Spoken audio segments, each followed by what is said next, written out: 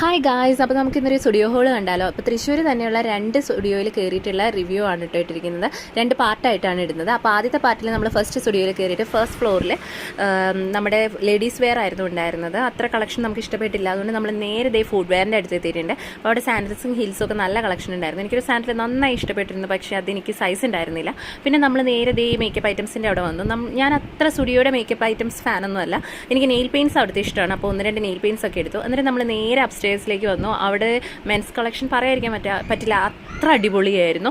Shirts, t-shirts, coat sets, shoes, jeans, ഒത്തിരി അടിപൊളി collections ഉണ്ടായിരുന്നു. അത് കഴിഞ്ഞ് നമ്മൾ നേരെ കിഡ്സ് സെക്ഷനിലേക്ക് വന്നു.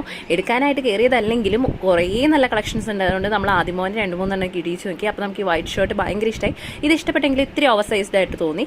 പിന്നെ ഇത് ഒരുപാട് ഇഷ്ടപ്പെട്ടു. പക്ഷേ ഈ മോഡൽ ആദ്യം ഒരുപാടുള്ളത് കൊണ്ട് തന്നെ നമ്മൾ ഈ മോഡൽ എടുത്തില്ല. നമ്മൾ ആദ്യം കണ്ട വൈറ്റ് ഷർട്ടാണ് എടുത്തത്. അപ്പോൾ അടുത്ത പാർട്ട് 2 കാണാം. ബൈ.